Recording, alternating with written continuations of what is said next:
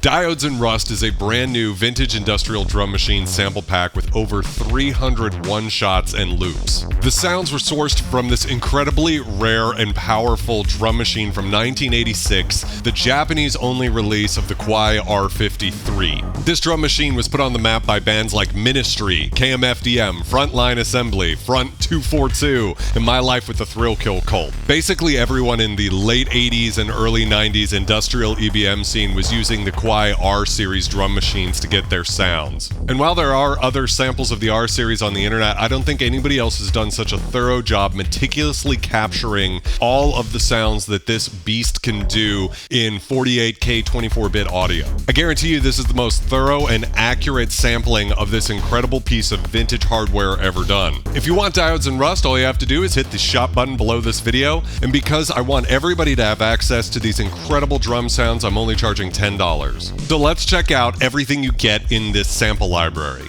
So what I've done is I've pulled up the drum samples I used in the intro jam in Satala, which is a free drum sampler plugin, but you could use whatever you like, whether you're in the box and you use software like Machine, or you're a hardware guy, you can load these samples into whatever drum sampler you have. Diodes and Rust has 249 one-shot samples, but before we check those out, I want you to hear the real reason why you should get this library instead of any other one. What sets this library apart from all the other ones is the amount of processing done in the actual hardware, which is where the magic happens. For example, here's a vanilla kick drum sample. It sounds good, it's kind of what you would expect from an 80s drum machine. Now here's the same sample pitched down in the R-50 III. Just massive biting attack. Now what's interesting is if we took this sample and we tuned it down in Satala, 10 semitones down, you'll notice that it doesn't sound the same as how it sounds in the R-50 III. Here's how it sounds when you tune it down in a DAW or hardware sampler, and here's how it sounds sampled directly out of the R-50 III. It's actually crazy to think it's the same sample because it's kind of flubby and lifeless, and then this has such a punch to it. And so that's the secret weapon of the sample library. The 12-bit digital to analog converters are where the magic happens. There's something just awesome that occurs in the R-50 III when you use the processing in the hardware because it has that low fidelity, gritty, filthy distortion that gives it that industrial edge. And if you just use the vanilla samples and you tune them down, you're not going to get that sound. It's okay, but it's not this. That's got that grit and that edge that just sounds awesome. So let's go ahead and check out some of the kick drums that we get with Diodes and Rust. I love this one, those really big gated reverb kick drums, and then when you have them down-tuned like this, it has such a great texture. But we also have short ones, more almost Simmons drums type sounds. Oh, it's almost like sounds like you get these like orchestral hit harmonics in there. Just awesome industrial sounds. I mean, this one, just brutal. And there's more than that, but just wanted to give you guys a taste of what the kick drums sound like. Now let's check out the snares. So this is a great example of how the processing in the R-50 III matters. So when you downtune a sample, the reverb tail would get really long, right? And kind of messy. But what you can do is use the gate function in the R-50 III to chop that sample down so that it's still really snappy. So even though this sample would have been long and kind of washy, we can still make it really snappy and aggressive. Just sounds awesome. It's just that authentic EBM sound. So you can hear how that's the same sample but without the gate on it with a slightly different tuning.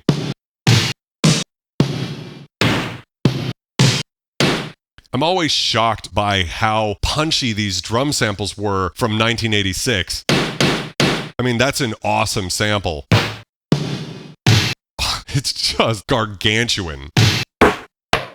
This is another example of using the processing of the R-50 III you're not going to get from another sample library, where there's actually a flange function that's interesting because it's not like a free-running flanger like you would get if you put a flanger plug-in on a sample. It's always the same, and you have like a few choices of how it reacts, but you can hear this just like incredibly authentic 80s EBM sound. And again, you're not going to get that any other way than from the processing on the R-50 III. Oh, it's so much of a fundamental. Just slapping you in the face with a wet salmon. just massive.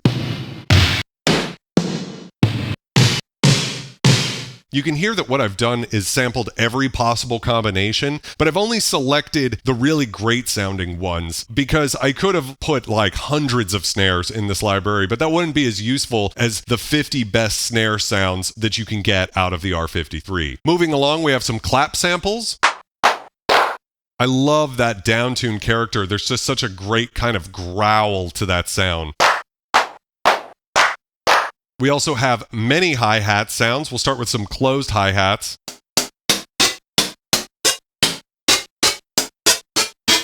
You can hear that hit has that flanging in it. I also used a delay function to create some of these hits where you have like a stacking of a couple of layers.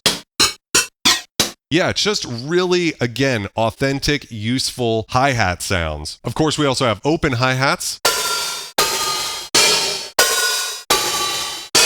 I didn't gate any of these sounds because the way you'd usually set it up in the R-50 III is to have one drum sample choke the other one. So in this case, using the closed hi-hat to choke the open hi-hat. So even though you have a long sample, if you choke it with the other hi-hat, you can kind of cut it off. So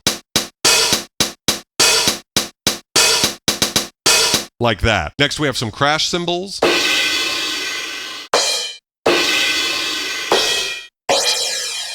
You can hear the flanging there. You can also hear that some of the samples are sort of like a 909 where they're kind of short. A China crash as well. Just really great stuff. We also have some ride cymbals. Just really gritty. Really sweet. What kind of sample library would this be without shakers? Really useful, great sound. Then some of my favorites are the tambourines. Downtuning a tambourine is how you can actually achieve that Infinite One Proteus sound that was used in the GoldenEye soundtrack. So here's how it sounds downtuned in the hardware. Which is pretty cool. It already doesn't sound like a tambourine, but I took it even further so you could get that sort of sound. Really gritty. That's how a tambourine's supposed to sound. But it's way cooler when you have these super downtuned tambourines that are just dirty. It kind of almost works as like an industrial anvil hit, if you know what I mean. Next, we have some wood blocks. Again, very authentic to the time. A little conga fury. You can hear that wonderful Nyquist frequency ring sort of appearing at the top end from these downtuned samples. The little ring, metallic ring up there. Volca cowbell. Love a good laser sample for some electro sounds. The R-50 III came with timpanis. Sounds super gritty. And then I sampled just shy of 30 different tom sounds. Now the toms are what really stand out among the percussion on the R-50 III. There's like so much snap on some of these tom sounds. Like that one, like just big room tone, but it also smacks you in the face. Oh, I mean, that is nasty. Some of these have like sort of that like disco tom type thing. Oh, and then some of them are just gross good. All of them just smack you in the face though. And of course we have the slap bass sounds from the R-50E library, which have that authentic sort of Pretty Hate Machine sound. Also have the high sampled bass. You can hear that gritty distortion to it. And then the orchestra hit that's used in like every Ministry side project album. So those are a big part of that R-50 sound that's all over those Wax Trax records. To get you guys started, I also added 9 bonus Polivoks analog bass lines. The Polivoks is probably the most famous USSR vintage synthesizer from the 80s, and it's this incredible mono synth that has this overdriven character that fits perfectly with the aesthetic of Diodes and Rust. So let's check out a few of them.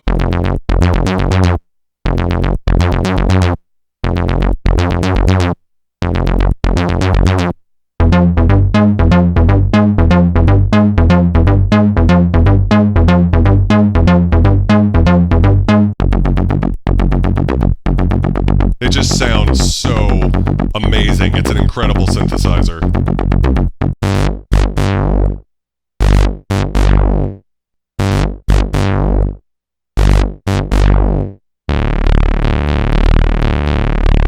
Just nasty. Oh. So there's more than that, but just want to give you a little taste of that. Finally, there are a bunch of drum loops that I added to Diodes and Rust, which again are just there so you guys can use those creatively as building blocks to make up your own tracks.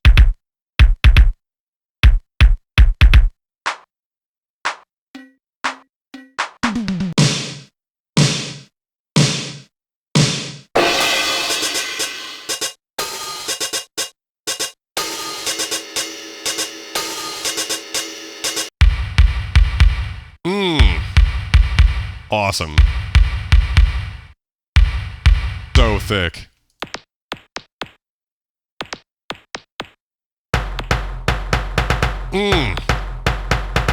Those toms are so critical to getting that authentic sound. Just love that lo-fi snare.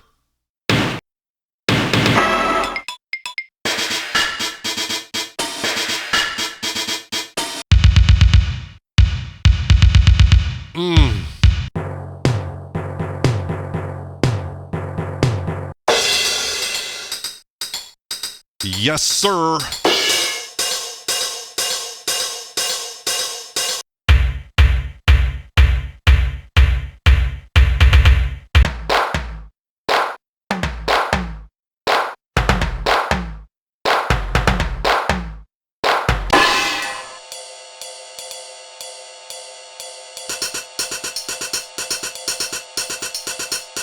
So that's a taste of everything in Diodes and Rust. I hope I've piqued your interest. It really was a lot of work meticulously and carefully recording and selecting all of these incredible drum sounds to be able to give you guys a sonic palette to work with to make your own techno, industrial, and EBM music. Like I said earlier, there are no other R-50 III samples like this on the internet. You might see some other like kind of just vanilla rips of the basic samples, but it's not going to have the grit and the texture of Diodes and Rust. If you want to get Diodes and Rust, you should be able to purchase it right here. I just want to say thank you for checking out this whole video. I'm Vulture Culture, and make awesome music.